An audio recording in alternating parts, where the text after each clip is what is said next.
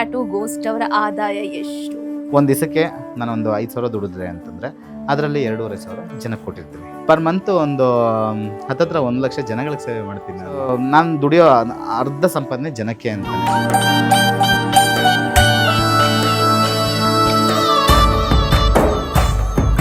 ನಮ್ಮ ಫುಟ್ಪಾತೇ ಇಷ್ಟ. ನಾನು ಬಂದಿರೋದೇ ಫುಟ್ಪಾತಿಂದ ಹೇಳಿದ್ನಲ್ಲ.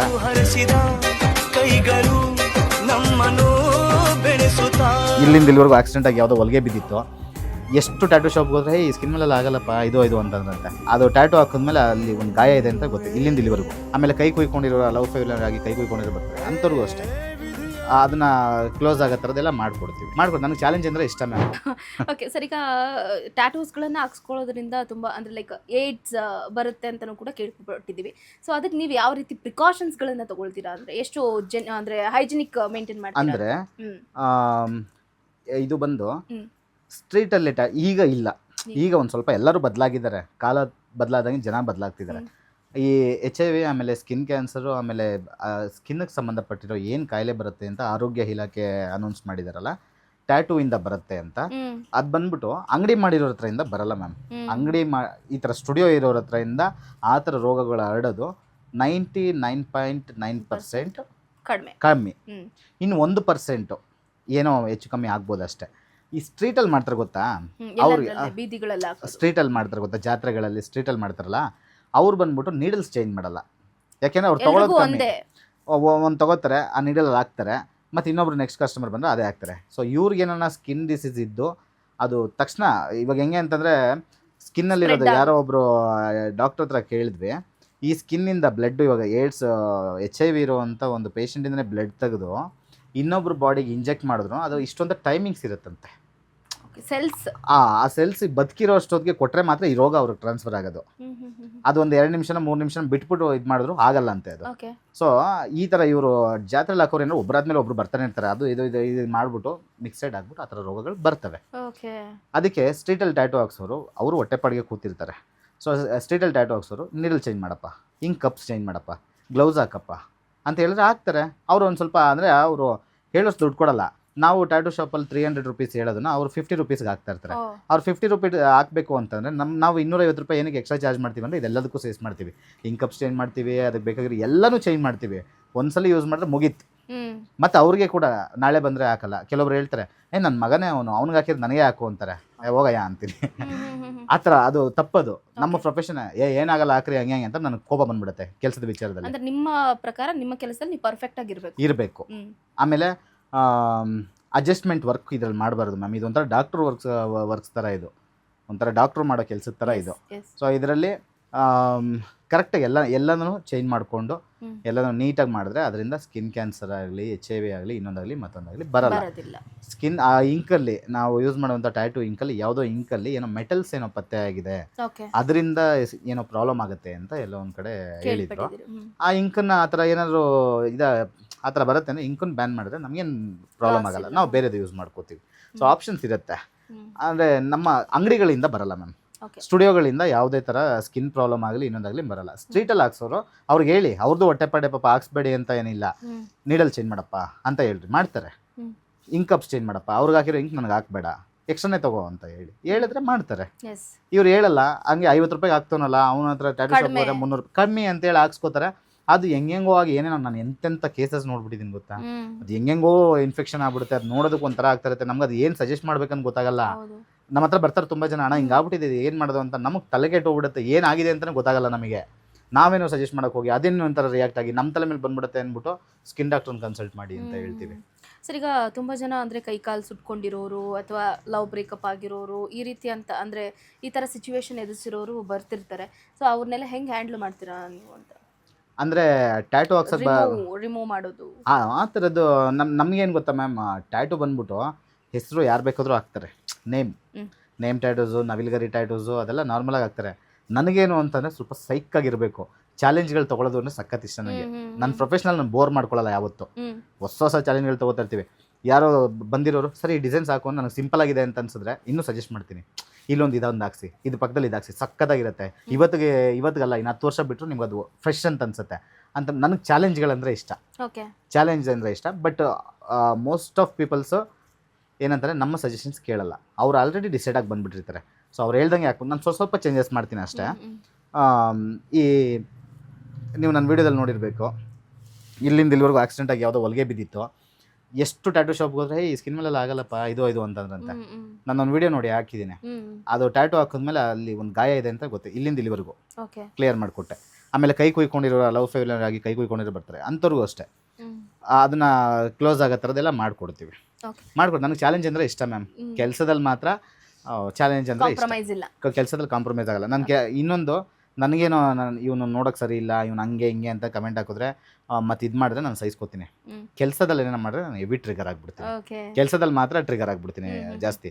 ಆಮೇಲೆ ನಿನ್ನ ಕೆಲಸ ಬರಲ್ಲ, ನೀನು ಸರಿಯಾಗಿ ಮಾಡಲ್ಲ ಅಂತ ನನಗೆ ಯಾರಾದರೂ ಬೆಂಕಿ ಏನಾದರೂ ಇಡಕ್ಕೆ ಬಂದರೆ, ಬೆಂಕಿ ಇಟ್ಟರೆ ರಾಕೆಟ್ ಮೇಲಕ್ಕೆ ಹೋಗೋದು, ಇನ್ನೂ ಜಾಸ್ತಿ ಉರಿದು ಬಿಡ್ತೀನಿ ಕೆಲಸದ ವಿಚಾರದಲ್ಲಿ. ನಿನ್ನ ಕೆಲಸ ಬರಲ್ಲ ಅಂತ ಹೇಳಿದ್ರೆ ಅವ್ನ ಕೆಲಸದಲ್ಲೇ ಕಾಂಪಿಟೇಷನ್ ಕೊಡ್ತೀನಿ. ಮಾಡಿ ಅವನಿಗಿಂತ ಕಮ್ಮಿ ರೇಟಿಗೆ ಮಾಡಿ, ಅವನಿಗಿಂತ ಚೆನ್ನಾಗಿ ಮಾಡಿ ಅವನಿಗೆ ಕಳಿಸಿ, ನಿನಗಿಂತ ಚೆನ್ನಾಗಿ ಮಾಡಿದ್ದೀನಿ ಕಮ್ಮಿ ಮಾಡಿದ್ದೀನಿ ಅಂತ ಇದು ಮಾಡ್ಬಿಟ್ಟು ಕೆಲಸದ ವಿಚಾರದಲ್ಲಿ ಮಾತ್ರ ಸ್ವಲ್ಪ ಸೀರಿಯಸ್ ಇದ್ದೀನಿ ಅಷ್ಟೇ. ಬೇರೆ ಲೈಫಲ್ಲಿ. ನಿಮ್ಮ ಪ್ರಕಾರ ಸ್ನೇಹ ಅಂದರೆ ಏನು ಸರ್? ಫ್ರೆಂಡ್ಶಿಪ್ ಅದೊಂಥರ ಬಾಂಧವ್ಯ.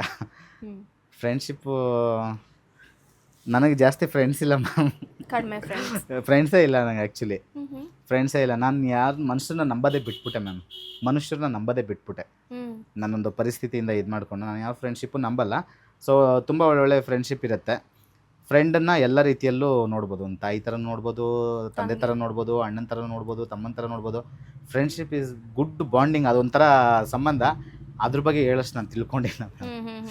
ಓಕೆ ಸರ್, ಈಗ ನೋಡ್ತಾ ಇರ್ತೀವಿ ನಮ್ಮ ಸೋಷಿಯಲ್ ಮೀಡಿಯಾದಲ್ಲಿ ಒಂದಷ್ಟು ಕಾಂಟ್ರವರ್ಸಿಗಳು ಕೂಡ ಆಗ್ತಾ ಇರುತ್ತೆ. ಅದರಲ್ಲಿ ಮುಖ್ಯವಾಗಿ ಲಾಯರ್ ಜಗದೀಶ್ ಅವರು ಮೊನ್ನೆ ಅಷ್ಟು ಒಂದು ಆಟೋ ಡ್ರೈವರ್ಸ್ಗಳ ಮೇಲೆ ಅಂದರೆ ನೋಡ್ತಾ ಇರ್ತೀವಿ, ನಿಮ್ಮ ವೀಡಿಯೋಸ್ಗಳು ಕೂಡ ಅದೇ ರೀತಿಯಂಥ ಪ್ರಯತ್ನಗಳನ್ನ ಮಾಡ್ತಿರ್ತೀರ.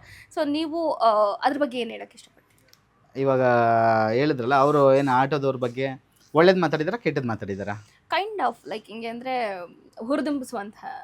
ಓಕೆ, ಈಗ ಯಾವುದಾದ್ರೂ ಒಂದು ವಿಚಾರದ ಬಗ್ಗೆ ಒಳ್ಳೇದು ಮಾತಾಡಬೇಕು ಅಂತಂದರೆ ಯಾವುದ್ರ ಬಗ್ಗೆ ತಿಳ್ಕೊಳ್ಳೋ ಅವಶ್ಯಕತೆ ಇಲ್ಲ. ಇವಾಗ ಚಂದ್ರಕಲಾ ಅವರು ಒಳ್ಳೆಯವರು ಅಂತ ಹೇಳೋದಕ್ಕೆ ನನಗೆ ಈಸಿಯಾಗಿ ಹೇಳ್ಬಿಡ್ತೀನಿ, ಅವ್ರು ತುಂಬ ಒಳ್ಳೆಯವರು ಅಂತ. ಬಟ್ ಅವರು ಕೆಟ್ಟವರು ಅಂತ ಹೇಳೋದಕ್ಕೆ ನಾನು ತುಂಬ ರಿಸರ್ಚ್ ಮಾಡಬೇಕಾಗತ್ತೆ, ಸುಮ್ಮನೆ ಮಾತಾಡೋಕ್ಕಾಗಲ್ಲ.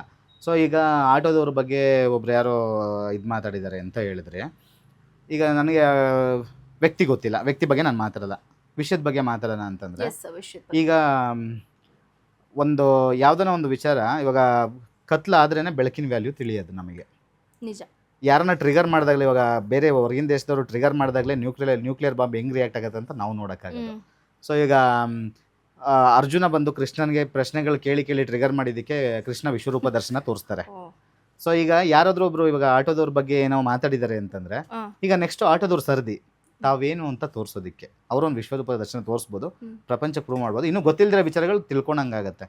ಸೊ ಇದು ವ್ಯಕ್ತಿ ಅನ್ನೋದು ಬಿಡಿ, ಮತ್ತೆ ಮತ್ತೆ ಮತ್ತೆ ಬೇರೆ ಪ್ರೊಫೆಷನಲ್ ಇರೋರಿಗೆ, ಆಟೋ ಓಡಿಸೋರಿಗೆ, ಡ್ರೈವರ್ಸ್ಗಳಿಗೆ, ಆಮೇಲೆ ಇನ್ನೊಂದು ಯಾರಾದರೂ ಪ್ರಶ್ನೆ ಮಾಡಿದಾಗ ಉತ್ತರ ಕೊಡ್ಬೇಕು, ಚೆನ್ನಾಗಿ ಕೊಡಬೇಕು. ಅಂದರೆ ರಿಟರ್ನ್ ಬೈಯೋದು ಎಲ್ಲ ಇದೆಯಲ್ಲ, ಅದೆಲ್ಲ ತಪ್ಪು. ಕೆಲಸದ ಮುಖಾಂತರ ಉತ್ತರ ಕೊಡಬೇಕು. ಆಗ ಯಾರೋ ಒಬ್ರು ನಿಮ್ಮ ಕಾಲು ಎಳಿತಿದ್ದಾರೆ ಅಂತಂದರೆ, ನಿಮ್ಮ ಬಗ್ಗೆ ಯಾರು ಮಾತಾಡಿಲ್ಲ ಅಂದರೆ ನೀವೇನು ಮಾಡೇ ಇಲ್ಲ ಅಂತ ಅರ್ಥ. ಇವಾಗ ನನ್ನ ಬಗ್ಗೆ ನೀವು ಒಳ್ಳೆಯವನ ಕೆಟ್ಟನೋ ಏನೋ ಮಾತಾಡ್ತಿದ್ದಾರೆ ಅಂದರೆ ನಾನು ಏನೋ ಮಾಡ್ತಿದ್ದೀನಿ ಅಂತ. ಇವಾಗ ಆಟೋದವ್ರ ಬಗ್ಗೆ ಯಾರೋ ಒಬ್ರು ಏನೋ ಕೆಟ್ಟದೋ ಒಳ್ಳೇದು ನನಗೆ ಗೊತ್ತಿಲ್ಲ ಮ್ಯಾಮ್, ಏನು ಮಾತಾಡಿದ್ದಾರೆ ನನಗೆ ಗೊತ್ತಿಲ್ಲ. ಒಳ್ಳೇದೋ ಕೆಟ್ಟದೋ ಮಾತಾಡ್ತಿದ್ದಾರೆ ಅಂದರೆ ನೀವೇನೋ ಮಾಡಿದ್ದೀರಾ ಅಂತ, ನೀವು ಸ್ಟ್ರೀಮಲ್ಲಿ ಇದ್ದೀರಾ. ಇವಾಗ ನಿಮ್ಮನ್ನು ಪ್ರೂವ್ ಮಾಡ್ಕೊಳ್ಳೋಂಥ ಟೈಮು. ಬಿ ಪಾಸಿಟಿವ್, ನೆಗೆಟಿವ್ನೇ ಪಾಸಿಟಿವ್ ಆಗಿ ತಗೊಳ್ಳೋ ಹೋಗಬೇಕು. ಇವಾಗ ಅವ್ರು ನಿಮ್ಮ ಬಗ್ಗೆ ಏನೋ ಹೇಳಿದಾರ, ನಿಮ್ಮ ಪವರ್ ಏನು ಅಂತ ತೋರಿಸಿ. ಅಂದರೆ ವ್ಯಕ್ತಿ ಮೇಲಲ್ಲ, ನಿಮ್ದು ಏನಿದೆ ತೋರಿಸ್ಕೊಳ್ಳೋಕ್ಕೆ ಅದೊಂದು ಬೆಸ್ಟ್ ಟೈಮ್ ಇದು.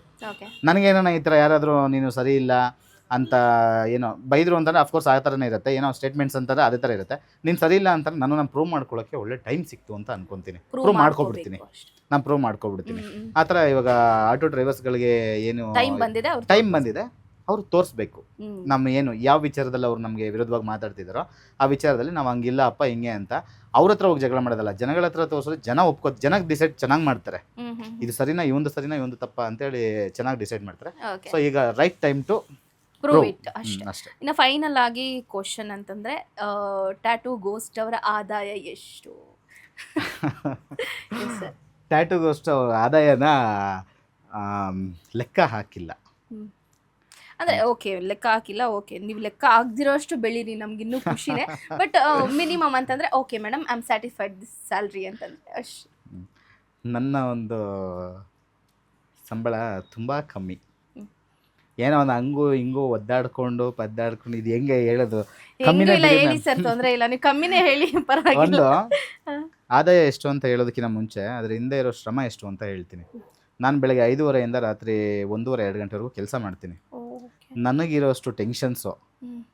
ನನ್ನ ದೃಷ್ಟಿಯಲ್ಲಿ ಯಾರಿಗೂ ಇಲ್ಲ ಅಂತ ಅನ್ಕೋಬಿಡಿ ಈ ಬಿಸ್ನೆಸ್ಸಲ್ಲಿ. ನನಗೆ ಒಂದೇ ಅಲ್ಲ ಮ್ಯಾಮ್, ನನಗೆ ಆದಾಯ ಅಂತ ಹೇಳಿದ್ರೆ ನೀವು ಪ್ರತಿ ಒಂದೊಂದು ರೂಪಾಯಿನೂ ಒಂದೊಂದು ಪೈಸೆನೂ ಲೆಕ್ಕ ಇರುತ್ತೆ. ನಾನು ಶೂಟಿಂಗ್ ಹೋದರೆ ನನಗೆ ಅದಕ್ಕೆ ಬೇರೆ ಕೊಡ್ತಾರೆ, ನಾನು ಸಿನಿಮಾ ಶೂಟಿಂಗ್ ಏನಾರು ಹೋದರೆ ಅದಕ್ಕೆ ಬೇರೆ ಕೊಡ್ತಾರೆ. ನನ್ನ ಬ್ಲಡ್ ಆರ್ಟ್ಸ್ ನನ್ನ 2-3 ಥರ ಸರ್ವಿಸ್ ಇದೆ ನನ್ನ ಹತ್ರ. ಬ್ಲಡ್ ಆರ್ಟ್ ಇದೆ, ಆಮೇಲೆ ಟ್ಯಾಟೂ ರಿಮೂವ್ ಇದೆ, ಟ್ಯಾಟೂ ಇದೆ. ನಾನು ತುಂಬ ಎಫರ್ಟ್ ಹಾಕಿ ಕೆಲಸ ಮಾಡ್ತೀನಿ. ನನಗೆ ಬೇರೆ ಈ ಸೋಷಿಯಲ್ ಮೀಡಿಯಾದಿಂದ ಯಾವುದೂ ಆದಾಯ ಬರಲ್ಲ. ತುಂಬ ಜನ ಅನ್ಕೊಬಿಟ್ಟಿದ್ದಾರೆ ಇಷ್ಟು ಫಾಲೋವರ್ಸ್ನಾಗ ಏನು ಮಾಡಿದಾರಲ್ಲ, ಇವರು ಒಳ್ಳೆ ದುಡ್ಡು ಬರ್ತಿರ್ಬೋದು ಅಂತ. ಯಾವುದೇ ಕಾರಣಕ್ಕೂ ನನಗೆ ಈ ಸೋಷಿಯಲ್ ಮೀಡಿಯಾದಿಂದ ಯಾವ ದುಡ್ಡು ಬರಲ್ಲ. ನಾನು ಯೂಟ್ಯೂಬಲ್ಲೂ ಅಷ್ಟೇ 16,000 ಜನ ಫಾಲೋವರ್ಸ್ ಇದ್ದಾರೆ. ನಾನು ಯೂಟ್ಯೂಬಲ್ಲಿ ವೀಡಿಯೋನೇ ಹಾಕಲ್ಲ. ಯಾವನ ಬೇಕು ಅಂದ ಏನಾರ ಇನ್ಫಾರ್ಮೇಷನ್ ಇದ್ರೆ ಹಾಕ್ತೀನಿ. ನಾನು ದುಡ್ಗೋಸ್ಕರ ಯಾವುದೂ ಮಾಡ್ತಿಲ್ಲ. ಇಲ್ಲಿ ಸಂಪಾದನೆ ಮಾಡ್ತೀನಿ, ನಿಯತ್ತಾಗಿ ಕಷ್ಟಪಟ್ಟು ಸಂಪಾದನೆ ಮಾಡ್ತಿದ್ದೀನಿ. ಅದು ಒಂದು 3 ಜನ ಗೌರ್ಮೆಂಟ್ ಎಂಪ್ಲಾಯಿಗಳದ್ದು ಹಾಕೋಷ್ಟು ಸ್ಯಾಲ್ರಿ ಬರುತ್ತೆ ಮ್ಯಾಮ್. ಸರ್ ಗೌರ್ಮೆಂಟ್ ಎಂಪ್ಲಾಯೀಸ್ ಬಿಡಿ ಸರ್, ಅವರು ಸಂಬಳನೂ ತಗೊಂತಾರೆ, ಗಿಂಬಳನೂ ತಗೊಂತಾರೆ, ಅದನ್ನ ಕೌಂಟ್ ಮಾಡೋಕ್ಕಾಗಲ್ಲ. ಅದು ನಮ್ಗೆ ಗೊತ್ತಿಲ್ಲ ಮ್ಯಾಮ್.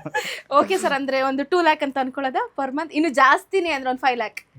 ಅಷ್ಟಿರಲ್ಲ ಮ್ಯಾಮ್. ಓಕೆ ಆಯ್ತು ಸರ್, ಫೈನಲ್ ಆಗಿ ನೀವು ಹೇಳ್ದಷ್ಟು ಇರ್ಬೋದು ಮ್ಯಾಮ್. 3 ಲ್ಯಾಕ್. ನೋಡಿ, ಟ್ಯಾಟೂ ಗೋಸ್ಟ್ ಅವ್ರ ಸ್ಯಾಲ್ರಿ ನೋಡೋದಕ್ಕೆ ಅವರು ಎಷ್ಟು ಸಿಂಪಲ್ ಆಗಿದ್ದಾರೆ, ಬಟ್ ಅವ್ರ ಸ್ಯಾಲ್ರಿ ಎಂತ ಗೌರ್ಮೆಂಟ್ ಎಂಪ್ಲಾಯೀಸ್ಗೂ ಬರೋದಿಲ್ಲ. ಬಟ್ ಯಾಕೆ ಸರ್ ಇಷ್ಟು ಸಿಂಪಲ್? ನೀವು ಇಷ್ಟೊಂದು ಸ್ಯಾಲ್ರಿ ತೊಗೊಂಡ್ರು, ಇಷ್ಟೊಂದು ಇದ್ರೂ ತುಂಬಾ ಸಿಂಪಲ್ ಅನ್ಸ್ತೀರಾ? ಇಟ್ಸ್ ಪಾಸಿಬಲ್ ಅಂತ?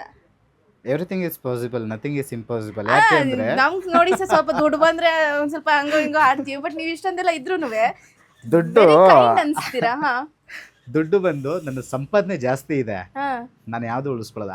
ಪರ್ ಡೇ 1 ನಿಮಿಷ ಕೇಳಿ ಮ್ಯಾಮ್, ನನ್ನ ಪ್ರೂಫ್ ಬೇಕಾದ್ರೆ ತೋರಿಸ್ತೀನಿ. ಪರ್ ಮಂತ್ ಒಂದು ಹತ್ತತ್ರ 1 ಲಕ್ಷ ಜನಗಳಿಗೆ ಸೇವೆ ಮಾಡ್ತೀನಿ ನಾನು. ನಾನು ಯಾವುದು ಇಟ್ಕೊಳ್ಳಲ್ಲ. ನನ್ನ ಅವಶ್ಯಕತೆ ಎಷ್ಟಿದೆಯೋ ಅಷ್ಟೇ ನನಗೆ ಬೇಕಾಗಿರೋದು. ನಂದು ಅಂತ ಕಮಿಟ್ಮೆಂಟ್, ನನ್ನ ಪರ್ಸನಲ್ ಕಮಿಟ್ಮೆಂಟ್ಗಳು ತುಂಬ ಇರ್ತವೆ. ನಾನು ಈ ಅಂಗಡಿ ಮಾಡ್ಬೇಕಾದ್ರೆ ಏನೋ ಸ್ಟ್ರಗಲ್ ಮಾಡಿರ್ತೀನಿ, ನಂದು ಹೊರಗಡೆ ಏನೋ ಇರುತ್ತೆ, ತುಂಬ ಇರ್ತವೆ ನಂದು. ನಂದೇನು ಅಂತಂದರೆ ನನ್ನ ಅವಶ್ಯಕತೆ ಇರೋಷ್ಟು ಇಟ್ಕೊತೀನಿ. ಒಂದು ದಿವಸಕ್ಕೆ ನಾನು ಒಂದು 5,000 ದುಡಿದ್ರೆ ಅಂತಂದರೆ ಅದರಲ್ಲಿ 2,500 ಜನಕ್ಕೆ ಕೊಟ್ಟಿರ್ತೀನಿ. ಇನ್ನು 2,500 ಅಂದರೆ ತೋರಿಸ್ಕೋತಾ ಇಲ್ಲ ಮ್ಯಾಮ್. ಯಾವತ್ತಾರು ತೋರಿಸ್ಕೊಳ್ಳೋಂಥ ಟೈಮ್ ಬಂದರೆ ನನಗೆ ಯಾರಾದರೂ ನೀನು ಏನು ಮಾಡಿದ್ಯಾ ತೋರಿಸು ಅಂತ ನನಗೆ ಯಾರನ್ನ ಟ್ರಿಗರ್ ಮಾಡಿದ್ರೆ ಒಂದಲ್ಲ ಒಂದು ದಿವಸ ತೋರಿಸ್ತೀನಿ ನಾನು ಏನು ಮಾಡಿದ್ದೀನಿ ಅಂತ. ಅಲ್ಲಿವರೆಗೂ ನಾನು ಪ್ರೂವ್ ಮಾಡ್ಕೊಳ್ಳೋಕೆ ಅದೇ ಹೇಳಿಲ್ವಾ, ಈ ಅದಕ್ಕೊಂದು ಟೈಮ್ ಬರಬೇಕು. ಅವೆಲ್ಲ ಹೇಳಿದ್ನಲ್ಲ, ಪ್ರೂವ್ ಮಾಡ್ಕೊಳ್ಳೋಕೆ ಒಂದು ಟೈಮ್ ಬರಬೇಕು, ಅವಾಗ ನಾನು ಪ್ರೂವ್ ಮಾಡ್ಕೋತೀನಿ.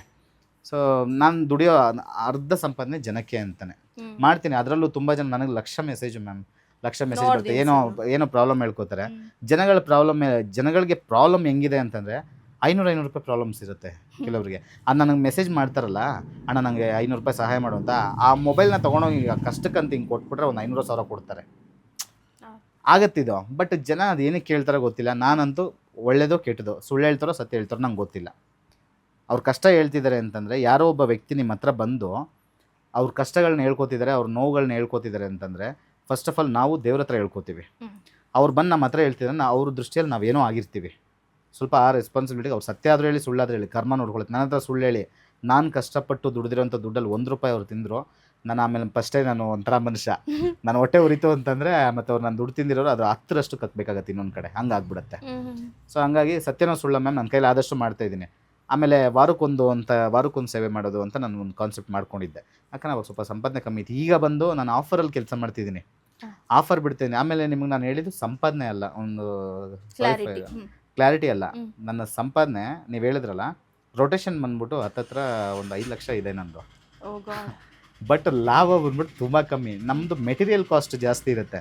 ಟೋಟಲ್ ಅಂಗಡಿಯಲ್ಲಿ ಬಂದು ರೊಟೇಷನ್ ಆಗುವಂಥ 1 ತಿಂಗಳಿಗೆ ರೊಟೇಷನ್ ಆಗೋ ಅಮೌಂಟು ಒಂದು 5 ಲಕ್ಷ ಇರುತ್ತೆ ನಾನೊಬ್ಬ ಕೆಲಸ ಮಾಡೋದು. ಸೊ ಅದರಲ್ಲಿ ನನ್ನ ಮೆಟೀರಿಯಲ್ ಚಾರ್ಜಸ್ಸು, ಆಮೇಲೆ ನನ್ನ ಮೇಂಟೆನೆನ್ಸು, ಅದು ಇದೆಲ್ಲ ಹೋಗಿ ನನಗೆ 1 ಲಕ್ಷ ಮಿಕ್ಬೋದು ಮ್ಯಾಮ್. ಬಿಡಿ ಅದರಲ್ಲೂ ನಾನು ಜನಕ್ಕೆ ನಿಜವಾಗ್ಲೂ ಗ್ರೇಟ್. ನಿಜ ಅಂದರೆ ನಿಜ, ತುಂಬ ಖುಷಿ ಆಯಿತು ಸರ್. ಆ್ಯಕ್ಚುಲಿ ನೋಡಿ, ಅದೇ ಹೇಳೋದು, ಏನು ಹೇಳ್ತಾರೆ, ನಾವು ಮೇಲ್ ಜಡ್ಜ್ ಮಾಡಕ್ ಹೋಗ್ಬಾರ್ದು. ಪರ್ಸನ್ ಹಿಂಗೆ ಅಂತ don't judge by it's cover ಅಂತ ಹೇಳ್ತಾರೆ. ಹಂಗೆ ಕೆಲವೊಂದ್ಸರಿ ಹೆಂಗೆ ಅಂತಂದ್ರೆ ಪರ್ಸನ್ ನೋಡ್ಬಿಟ್ಟು ಬಿಡು ಅನ್ನೋ ತರ. ನಾನು ಹಂಗೆ ಇರೋದು. ನಾನು ಬಂದ್ಬಿಟ್ಟು ಅಲ್ಲೆಲ್ಲ ಹೋಗಿ ಫುಟ್ಪಾತಲ್ಲಿ ಕುತ್ಕೊಂಡು ಊಟ ಮಾಡ್ತಿರ್ತೀನಿ.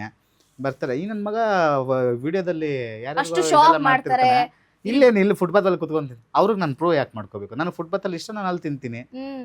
ನಾನು ಅಲ್ಲಿ ಆಮೇಲೆ ಕೇಳಿ ನೋಡಿ, ನಾನು ಯಾವುದೇ ಹೋಟ್ಲಿಗೆ ಹೋದ್ರು ನಾನು ಹಿಂಗೆ ಊಟ ಮಾಡ್ತೀನಿ ಅಂದರೆ ಯಾರನ್ನ ಬಂದ್ಬಿಟ್ಟು, ಅಣ್ಣ ನೀವು ಟ್ಯಾಟೂ ಗೋಸ್ಟ್ ಅಲ್ವಾ, ಚೆನ್ನಾಗಿ ವೀಡಿಯೋಸ್ ಮಾಡ್ತೀರಾ ಅಂತಂದರೆ ಹಿಂಗೆ ಕಣ್ಣಲ್ಲಿ ಹಿಂಗೆ ನೋಡ್ತೀನಿ ಒಂದು ಸೆಕೆಂಡ್. ಒಂದು ಸೆಕೆಂಡ್ ಹಿಂಗೆ ನೋಡಿ ಹಿಂಗೆಲ್ಲ ಲೆಕ್ಕ ಹಾಕೋಬಿಟ್ಟು ಬರಬೇಕಾದ್ರೆ ನೋಡಿದ ತಕ್ಷಣ ಗೊತ್ತಾಗುತ್ತೆ ಸರ್ ನಾನು ಗೊತ್ತಾಗ್ತೀನಿ, ಓ ನೈಸ್. ನೋಡಿದ ತಕ್ಷಣ ಗೊತ್ತಾಗ್ತೀನಿ. ಮಾತಾಡ್ಸ್ತಾರ ಹಿಂಗೆ ಕಣ್ಣಲ್ಲಿ ಒಂದೊಂದ್ಸಲ ಹಿಂಗೆ ನೋಡ್ಕೊಂಡು ಸುಮ್ಮನಾಗಿರ್ತೀನಿ. ಬಿಲ್ ಕೊಟ್ಬಿಟ್ಟು ಬರ್ಬೇಕಾದ್ರೆ ಅವ್ರದ್ದೆಲ್ಲ ಸೇಸ್ ಕೊಟ್ಬಿಟ್ಟು ಬಂದ್ಬಿಟ್ಟಿರ್ತೀನಿ. ನಾನು ಹಿಂಗೆ ಯಾರು ನನ್ನನ್ನು ಇವನೇನು ರೋಡಲ್ಲಿ ಕುತ್ಕೊಂಡು ತಿಂತಿದ್ದಾನೆ ಅಂತ ಅನ್ಕೊಂತಾರಲ್ಲ, ಆಮೇಲೆ ಅವ್ರಿಗೆ ಗೊತ್ತಾಗುತ್ತೆ ಅವ್ರು ಕೊಟ್ಟೋದ್ರಪ್ಪ ಹೋಗ್ರಪ್ಪ ಅಂತ. ಎಷ್ಟೋ ಕಡೆ ಹಂಗೆ ಆಗಿದೆ. ನಾನು ಎಲ್ಲೋ ಔಟಿಗೆ ಹೋದ್ರು ಈ ಥರ ಮಾಡ್ತೀನಿ, ಒಬ್ರಿಗಾದ್ರೂ ಕೊಟ್ಬಿಟ್ಟು ಬಂದ್ಬಿಡ್ತೀನಿ. ನಂಗೆ ಫುಟ್ಪಾತೇ ಇಷ್ಟ. ನಾನು ಬಂದಿರೋದೇ ಫುಟ್ಪಾತಿಂದ ಹೇಳಿದ್ನಲ್ಲ. ನಾನು ಇವಾಗ ಏನೋ ಬೆಳೆದ್ಬಿಟ್ಟೆ ಡ್ರೆಸ್ ಕೋಡ್ ಚೇಂಜ್ ಆಗ್ಬೋದು, ಯಾಕಂದ್ರೆ ಜನ ನಮ್ಮನ್ನ ಗಮನಿಸ್ತಾ ಇರ್ತಾರೆ ಅಂತ ಡ್ರೆಸ್ ಕೋಡ್ ಅದರಲ್ಲೂ ಬ್ಲ್ಯಾಕೇ ಹಾಕೋದು. ಡ್ರೆಸ್ ಬಂದ್ಬಿಟ್ಟು ಚೇಂಜ್ ಆಗಿರ್ಬೋದು, ಮಾಚ್ ಚೇಂಜ್ ಆಗಿರ್ಬೋದು, ಓಕೆ ಸ್ವಲ್ಪ ಚಪ್ಪಲಿನೋ ಪ್ಯಾಂಟೋ ಶರ್ಟೋ ಸ್ವಲ್ಪ ಕಾಸ್ಟ್ಲಿದು ಆಗ್ತಾ ಇರ್ಬೋದು. ಬಟ್ ಮನಸ್ಸೊಳಗಡೆ ನಾವು ಎಲ್ಲಿಂದ ಬಂದಿರೋದನ್ನು ಗೊತ್ತಿದೆ.